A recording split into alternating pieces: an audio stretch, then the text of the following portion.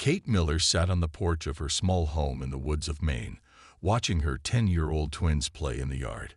The afternoon sun made Lily's blonde hair shine gold as she chased her brother Ethan around an old oak tree. Kate smiled, feeling the peace she had fought so hard to find. 15 years in Special Forces had left Kate with nightmares and scars, but also with skills few mothers possessed. During her military years, she had earned the nickname the Huntress for her ability to track and find targets across impossible terrain. Now those skills gathered dust as she baked cookies and helped with math homework. "Mom, Ethan's cheating again," Lily called out, her hands on her hips in perfect imitation of Kate's own stance. "Am not," Ethan protested, his freckled face flushed with running. "I just found a shortcut." Kate laughed. "Dinner in 30 minutes. Wash up before you come inside." As the sun set, Kate tucked her children into their beds in the room they shared. The twins insisted on bunk beds, even though the house had enough space for separate rooms. Ethan claimed the top bunk kept monsters away. Lily said she liked being close to her brother in case he got scared, though Kate suspected it was the other way around. "Will you tell us about the stars again?" Ethan asked, peering down from his bunk. Kate sat on the edge of Lily's bed. "What do you want to know? Are there really people out there?" Lily whispered, "On other planets?" "I don't know," Kate said, though a memory flashed in her mind. A classified mission file, strange metal fragments, whispered government secrets. "But if there are, I bet they look up at the stars and wonder about us too." After kissing them goodnight, Kate retreated to the living room with a cup of tea. The house creaked with familiar night sounds as she reviewed security footage on her tablet, an old habit she couldn't break. The property had sensors hidden in the trees and cameras covering all approaches. Most people would call it paranoid. Kate called it prudent. She must have dozed off because she woke suddenly, her soldier's instincts screaming. Something was wrong. The house was too quiet. No cricket sounds, no wind, nothing. Then the lights came, bright blue beams cutting through the windows like searchlights. Kate was on her feet in seconds, running toward the twins' room. "Ethan! Lily!" she shouted as a high-pitched sound filled the air, making her ears ring. She burst into their bedroom just in time to see both children floating toward the ceiling, their bodies limp as if asleep. A hole had opened in the roof, the edges glowing with strange blue light. "No!" Kate screamed, jumping to grab Lily's foot. Her fingers brushed against her daughter's skin before a pulse of energy knocked her backward. Kate crashed into the dresser, her vision blurring. Fighting to stay conscious, she saw her children disappear through the hole in the roof. She forced herself to her feet, stumbling to the window just in time to see a massive dark shape hovering above the house. The shape rippled like water before shooting upward into the night sky, vanishing in seconds. When police arrived an hour later, they found Kate still searching the woods, flashlight in one hand, hunting knife in the other. Her face was streaked with tears and blood from a cut on her forehead. "They were taken," she told the officer. "Something took my children." The officer's face showed pity and disbelief. "Ma'am, we'll find your kids. Probably just ran off in the night. Kids do that sometimes." Kate didn't argue. She simply walked back to the house, gathered evidence they wouldn't understand. The strange metallic dust on the windowsill, the burn marks on the ceiling that matched patterns she'd seen in a classified file years ago. By morning, she had packed a bag and made 3 phone calls to numbers she'd promised never to use again. The police would look for missing children. Kate would hunt for her twins across the stars if necessary. And whoever or whatever had taken them would learn why she had once been called the Huntress.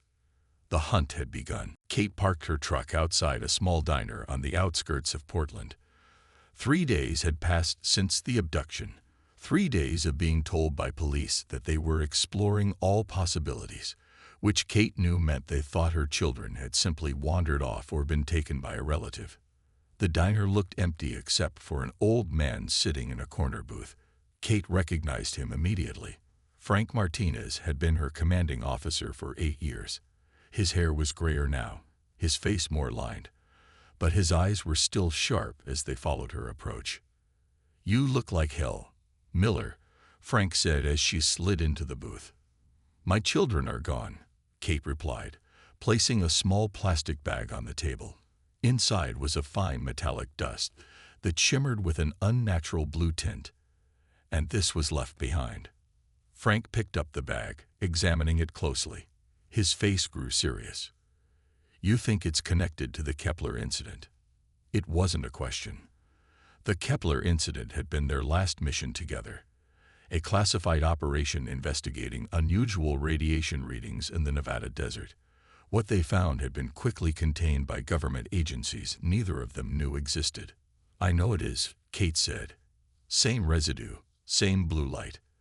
They took my kids." Frank was quiet for a long moment. Then he sighed. "I made some calls after you contacted me. There have been 23 other disappearances in the past month, all children between 8 and 12, all vanishing from their bedrooms, all with the same trace evidence." Kate's hands tightened around her coffee cup. "Why isn't this all over the news?" "Because someone's keeping it quiet," Frank said. "But I know someone who might help us.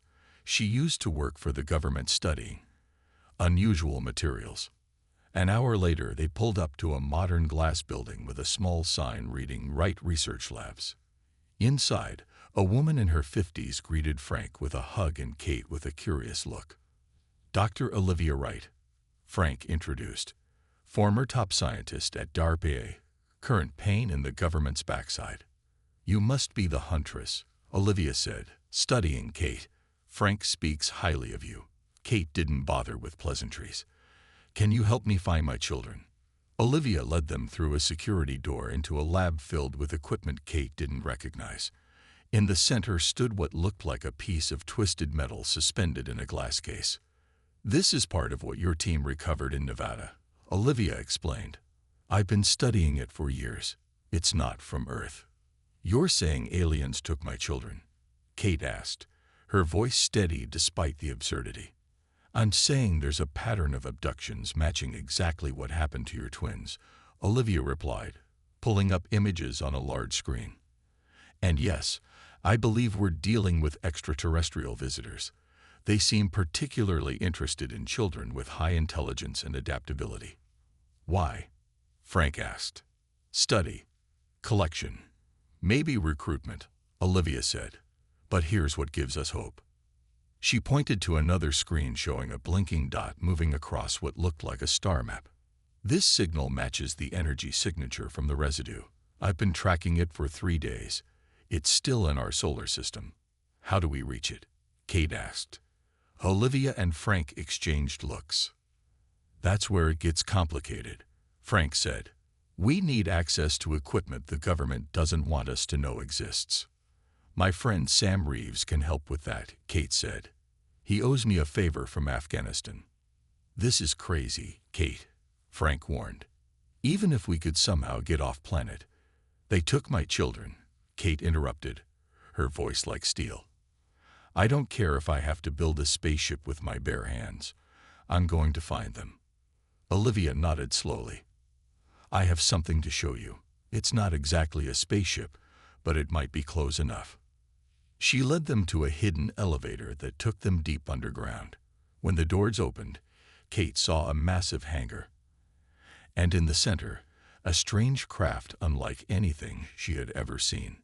"We've been reverse engineering it for 15 years, Olivia said. "I think it's time we took it for a test flight." The alien ship hummed to life beneath Kate's hands. For 2 weeks, she had trained with Olivia and Sam Reeves, a former tech specialist from her military unit. Sam had arrived 3 days after Kate's call, bringing with him classified codes that gave them access to satellite data showing similar abductions across the country. "The controls respond to thought as much as touch," Olivia explained as Kate sat in what they assumed was the pilot's seat. "Just focus on what you wanted to do." Kate closed her eyes and thought about her children. The ship's interior lights pulsed blue in response. "It's bonding with you," Olivia said, excitement in her voice. The systems are activating faster than they ever have for me. Sam worked at a panel of strange symbols that somehow translated to English on the screens before him. I've input the energy signature from the residue. If we can get this thing airborne, it should be able to track the matching signal. Frank entered the hangar carrying 4 backpacks, supplies, weapons, and communication devices that should work regardless of distance. He looked at the ship with concern. Are we really doing this? I am, Kate said firmly. The rest of you don't have to come. Your children called me Uncle Frank, he replied simply, handing her a backpack. That night, under cover of darkness, they opened the hangar ceiling. Kate sat at the ship's controls, picturing it rising into the air. The craft responded instantly, lifting without a sound. They shot upward so quickly that Maine disappeared below them in seconds. We just broke every flight regulation in existence, Sam said with a nervous laugh, monitoring the ship's systems. And we're about to break a lot more, Olivia added as Earth's atmosphere thinned around them. Oxygen levels are stable. The ship is protecting us. Kate felt strange calmness as stars appeared around them. All her life had prepared her for impossible missions. This was just one more, with stakes higher than ever before. Signal detected, Sam announced as they cleared Earth's orbit. It's coming from. That can't be right. What is it? Kate asked. According to these readings, there's something at the edge of our solar system that isn't supposed to be there. The ship accelerated in response to Kate's thoughts, moving faster than she could comprehend. The journey that should have taken years lasted only hours. Soon they approached what looked like a massive space station, hidden behind Neptune's largest moon. It's incredible, Olivia whispered, staring at the screens. A structure that size should have been detected by our telescopes. Not if they didn't want to be seen, Frank said grimly, checking his weapon. As they approached, smaller ships became visible, docking and departing from the station. Their ship automatically slowed, joining a crew of vessels waiting to dock. We need to blend in, Kate said. Olivia, what do we know about who built this ship? Very little. But the database contains images of various species. Some look surprisingly human. Kate nodded. Then we hide our differences and find out if my children are on that station. The docking process happened automatically. When the ship settled into place, a door appeared in the hull where none had been visible before. Ready? Kate asked, checking her concealed weapon. Her team nodded, faces determined despite their fear. They had gone from Earth to the edge of the solar system in a stolen alien ship. There was no turning back. When the door opened, they faced their first alien, a tall, thin being with pale blue skin and 4 arms, wearing what appeared to be a uniform. It spoke in a clicking language none of them understood. Then it paused, studying them more carefully. Humans, it said in perfect English, sounding surprised. You are far from your world, and far earlier than expected. Kate stepped forward. I'm looking for my children. They were taken from Earth. The alien's eyes widened. The harvesting program. Yes, we've received new specimens recently. It gestured toward the station's interior. Welcome to Outpost Nexus, though I must say, no parent has ever followed their offspring here before. Kate's hand moved to her concealed weapon. Take me to them. Kate followed the blue-skinned alien through curved hallways, filled with strange beings. Some looked almost human, while others resembled nothing Kate had ever seen. Frank walked close behind her, his hand near his hidden weapon. Olivia stared wide-eyed at everything, while Sam used a small device to scan for human DNA signatures. The processing center is this way, the alien said. I am Zeri. I work as a transport coordinator. What is the harvesting program? Kate asked, keeping her voice steady despite her rising anger. Zeri's 4 arms moved in a complicated pattern. The Galactic Collective selects promising specimens from developing worlds. Your children are quite valuable. Human young adapt well to new environments. They entered a large room with viewing windows overlooking what looked like a school. Dozens of children from various species sat at stations, wearing identical gray uniforms. Some appeared to be learning languages, others worked with complex machines. Guards stood at every exit. "Where are my children?" Kate demanded. "Twins. A boy and a girl, 10 years old." Zeri consulted a device on one of his wrists. Ah, the identical genetic profiles. Unusual acquisition. They were transferred yesterday to the specialized facility. "What specialized facility?" Frank asked, his voice carrying a dangerous edge. "Education Station Alpha 9. For specimens showing exceptional potential." Zeri tilted his head. "Your young are quite remarkable. They scored in the highest percentile on adaptation tests." Sam approached, showing Kate his scanner. "I'm picking up human DNA signatures in this station. At least 15 distinct individuals, but none matching Lily and Ethan's profiles." Kate turned to Zuri. "Take us to Alpha 9. "Impossible," Zuri replied. "Only authorized transport vessels can approach education stations." Kate stepped closer to the alien. "My children were stolen from their beds. I will find them.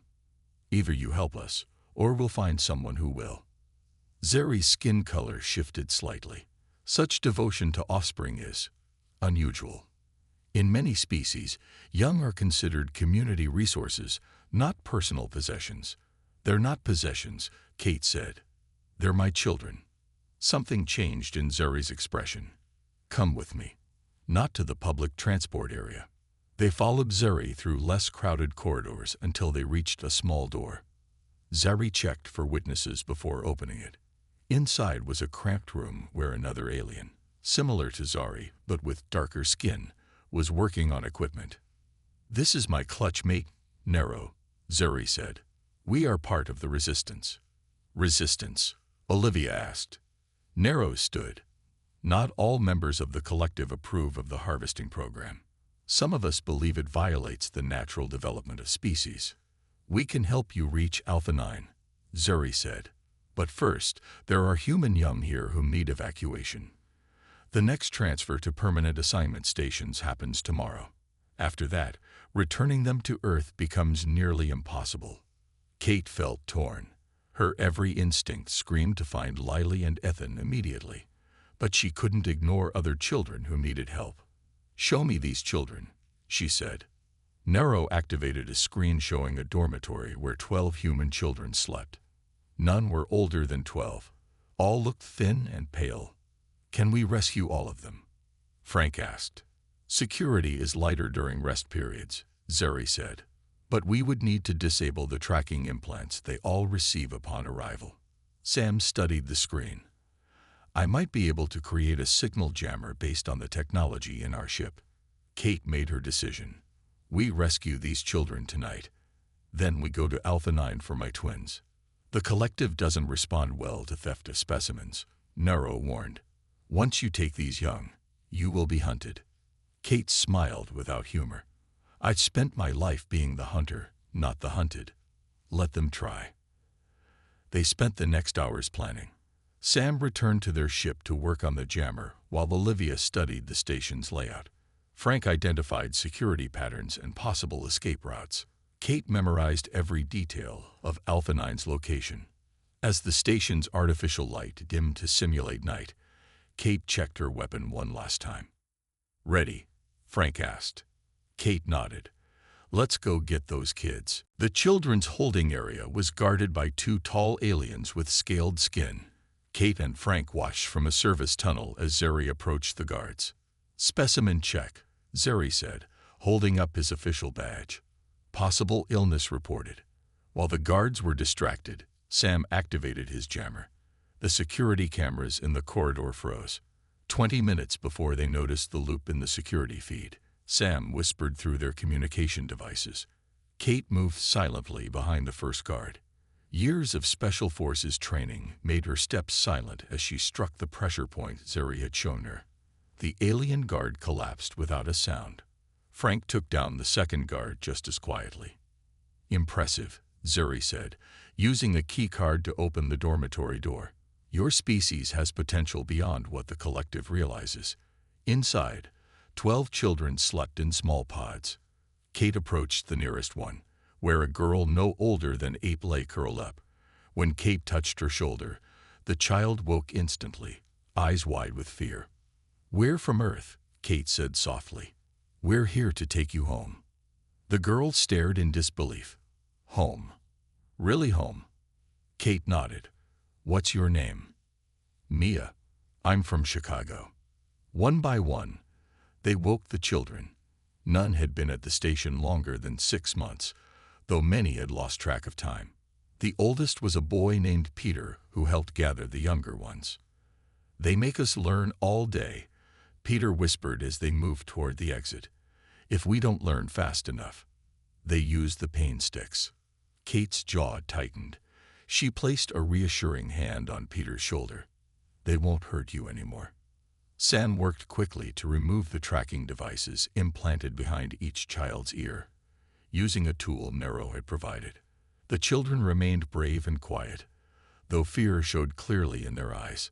"Transport route clear," Olivia's voice came through their communicators. "But we have a problem. The docking bay security has doubled since we arrived." Zeri looked worried. "They must suspect something. We need a distraction." "I'll handle it," Frank said, checking his weapon. "Get the kids to the ship." "We go together," Kate insisted. Frank shook his head. "Your children still need you. These kids need you. I'll create a diversion in the main hub. That should draw security away from the docking bays." Before Kate could argue, an alarm blared. Red lights flashed along the corridors. "They've discovered the missing guards," Nero said through the communicator. "All security teams are mobilizing." "Go now," Frank ordered, heading in the opposite direction. "I'll meet you at the ship." Kate wanted to follow him, but the children looked to her with frightened eyes. Her training took over. "Mission first. Get the civilians to safety." "Stay close," she told the children. "Hold hands. Don't make a sound." They moved through service corridors Aduri had mapped for them. Twice they froze as security teams ran past intersecting hallways. The youngest child, a boy named Joey, clung to Kate's hand tightly.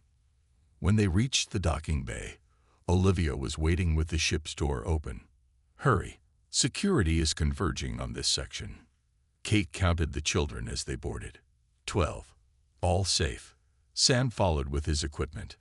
"Where's Frank?" Olivia asked. A loud explosion rocked the station, coming from the main hub. Alarms changed tone, becoming more urgent.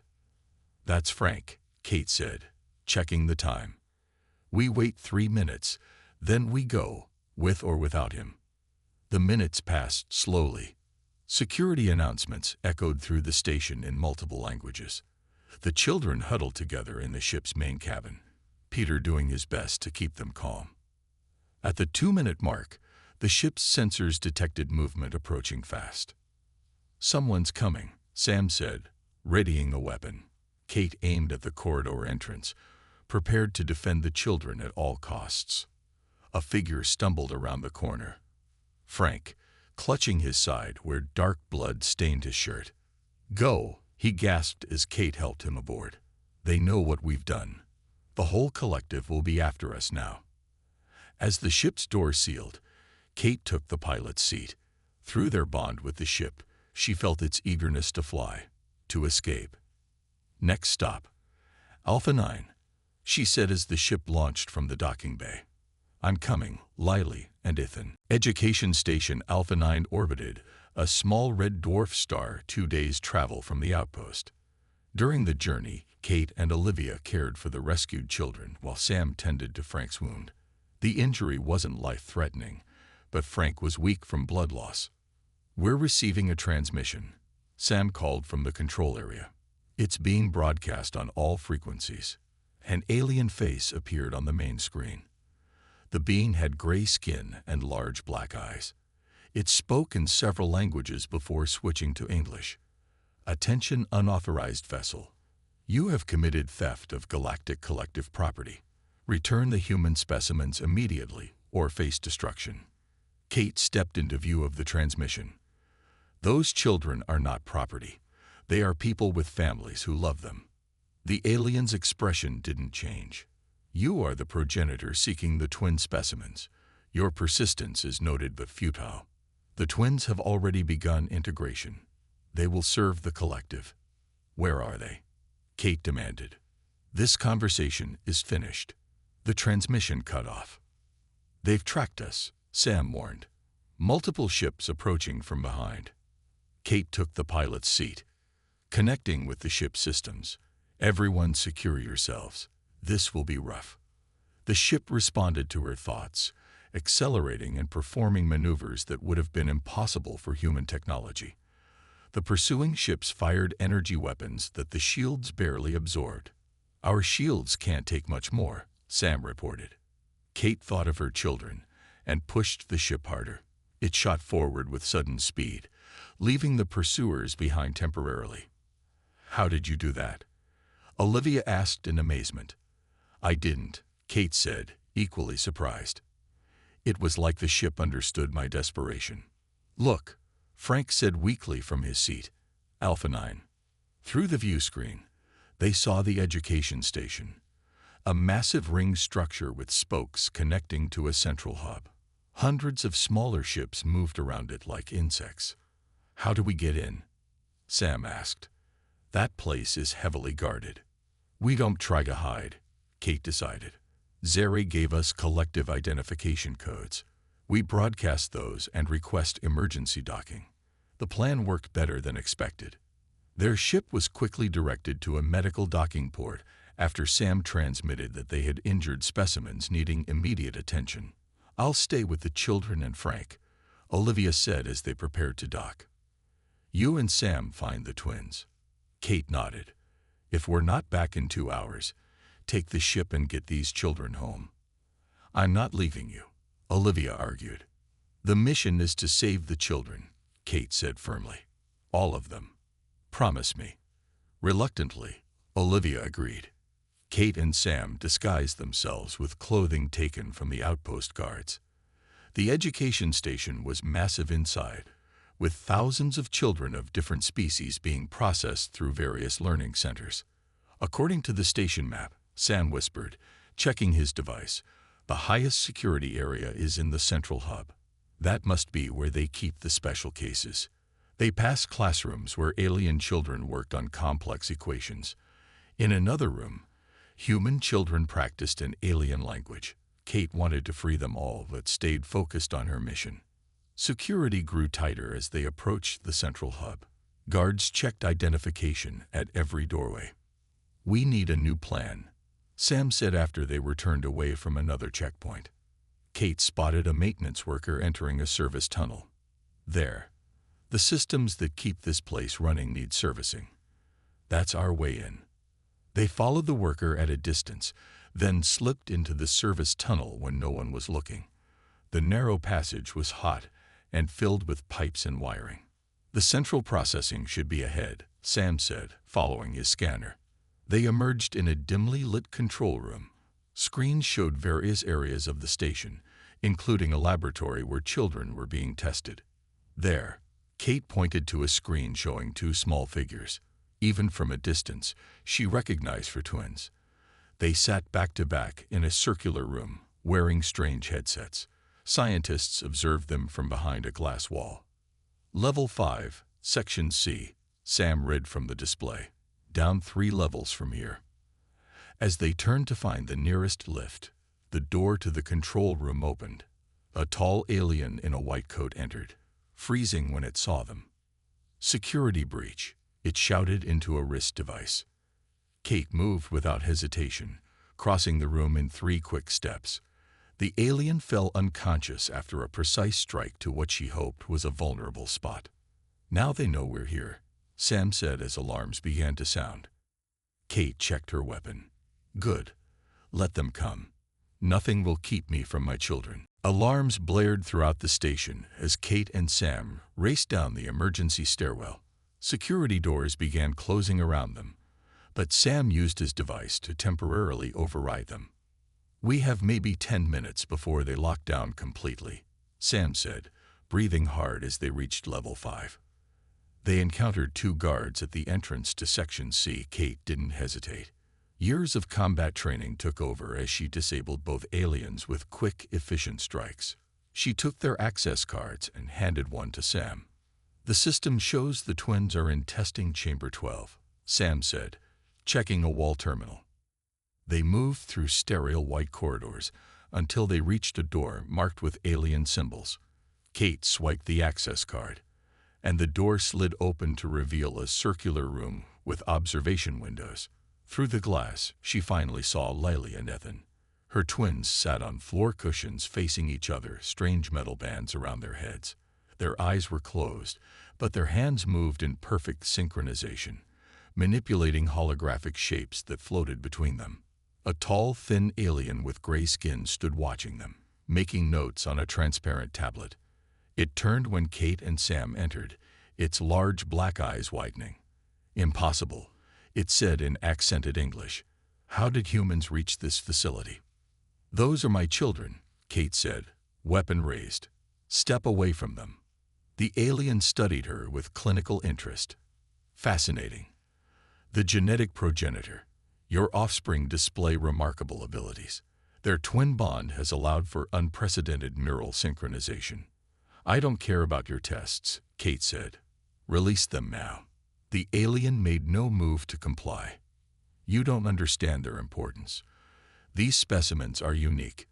Their shared genetic code has allowed us to—" Kate didn't let it finish. She struck the alien with enough force to send it sprawling. "Sam, get the door to the testing chamber." While Sam worked on the inner door, Kate kept her weapon trained on the alien scientist. "The twins are not what you think," the alien said, sitting up slowly. "We have enhanced them, changed them. They are more than human now." The inner door opened with a hiss. Kate rushed inside, her heart pounding. "Lily, Ethan." The twins didn't respond. They remained motionless, eyes closed, the holographic shapes still moving between them. "What have you done to them?" Kate demanded, turning back to the alien. "The neural connectors keep them in a shared consciousness state," the alien explained. "They have been this way for weeks. Their minds are linked not just to each other, but to our central systems." Kate knelt beside her children, hands hovering uncertainly over the metal bands on their heads. "Don't remove those carelessly," the alien warned. "The shock could damage their neural pathways permanently." Sam joined Kate in the chamber. "The station's security is closing in. We have minutes at most." Kate touched Lily's face gently. "Lily, Ethan, it's Mom. I'm here to take you home." For the first time, there was a reaction. The holographic shapes wavered. Lily's fingers twitched. "Mom." The word came from both children simultaneously, though neither opened their eyes. "Yes, it's me. I've come to take you home." The twins spoke again in perfect unison. "We can't leave. We're connected to everything now. We see so much." The alien scientist moved to the doorway. "You see, they have evolved beyond your understanding. They are becoming something new." Kate ignored the alien. "Lily, Ethan, listen to me. Whatever they've done to you, we can fix it, but we need to go now." "They'll never readjust to primitive human existence," the alien said. "The neural integration is too advanced." Sam checked his device. "Security teams are approaching. We're out of time." Kate made her decision. She took her children's hands, one in each of hers. "Lily, Ethan, I know you're scared. I know everything feels strange. But I need you to trust me. I will never leave you behind. Never." Something changed in the twins' expressions. The holographic shapes between them transformed, forming an image Kate recognized. Their home in Maine. "Can we really go home?" Ethan's voice asked, separate from his sister's for the first time. "Yes," Kate promised. "But I need you to help me. I need you to come back to me." The twins' eyes opened simultaneously. They looked at their mother with eyes that seemed somehow older, wiser. "We know how to disconnect," Lily said. "We learned all their systems. But we need to hurry, Ethan added. They're coming. The twins worked quickly, their fingers moving in perfect sync as they disengaged the neural connectors. The alien scientists watched in disbelief. Impossible. The systems are locked to prevent self-removal. We learned your codes, Ethan said, removing the band from his head. All of them, Lily added, doing the same. When the bands came off, the twins wobbled slightly. Kate caught them both, holding them close for the first time in weeks. The feeling of their small arms wrapped around her made her eyes fill with tears. Security breach. All available units to Section C. The announcement echoed through the station. Sam checked the corridor. At least 20 guards heading this way. The alien scientist moved toward a console, but Kate was faster. She disabled the alien with a precise strike, then turned to her children. Can you walk? Both nodded, though they seemed unsteady. Mom, we can help, Lily said. She moved to a wall panel and placed her hand on it. The lights in the section immediately dimmed. We're still connected, kind of, Ethan explained. We can control some systems. All doors to Section C are locked, Lily reported, but it won't hold them long. Kate looked at her children with a mixture of pride and concern. They seemed different, older somehow, their eyes holding knowledge no child should have. We need to get back to our ship, Sam said. Can you help with that too? The twins nodded in unison. Ethan went to the scientist's abandoned tablet. We can create a distraction, he said, fingers moving across the screen, and show you the fastest route back. A map appeared, showing a path through maintenance tunnels that would take them directly to their docking bay. Initiating station-wide system reset, Lily announced. All security protocols will go offline for exactly 2 minutes. Alarms suddenly stopped. The lights flickered, then switched to a dim emergency mode. Now, Lily said, we have to hurry. Kate lifted Ethan, who was the weaker of the two, while Sam helped Lily. They followed the twins' directions, moving swiftly through narrow maintenance passages. Twice they heard confused guards rushing past parallel corridors. They reached the docking bay just as systems began coming back online. Olivia had the ship ready, its engines humming with power. You found them, she cried as they boarded. The rescued children gathered around, staring at the twins with curiosity. Get us out of here, Kate told Olivia as she settled her children into seats. The ship detached from the station just as security forces burst into the docking bay. Energy weapons fired after them, but the shields held. Setting course for Earth, Sam announced. Frank, looking pale but alert, watched the twins with concern. Are they okay? We're different now, Lily said simply, but still us. We know things, Ethan added, about the collective, about their plans for Earth. Kate knelt before her children. What kind of plans? The twins exchanged a look, communicating silently as they always had, but now with new purpose. They've been taking children for centuries, Lily explained, training them, enhancing them, then sending some back to push human development in directions the collective wants. Many of Earth's biggest scientific breakthroughs came from people who were taken as children, Ethan continued. The collective has been guiding human civilization. Toward what? Olivia asked. Toward becoming useful, the twins said together. They see Earth as a resource. The ship accelerated away from the station, heading for the jump point that would take them back to the solar system. On screens around them, they could see collective ships giving chase. They won't let us reach Earth, Sam warned, not with what the twins know. Kate looked at her children, who seemed so small yet so powerful now. What should we do? Lily smiled, looking more like the little girl Kate remembered. We already did it, Mom. When we were connected to their systems, we sent a message. To who? Frank asked. To everyone, Ethan said. Every world where children have been taken. Every species the collective has harvested. We told them the truth. And we showed them how to fight back, Lily added. On the screens, they watched in amazement as the pursuing collective ships suddenly changed course, responding to urgent signals from across their territory. "It started," the twins said together. "The children are rising up on every education station. The collective is losing control."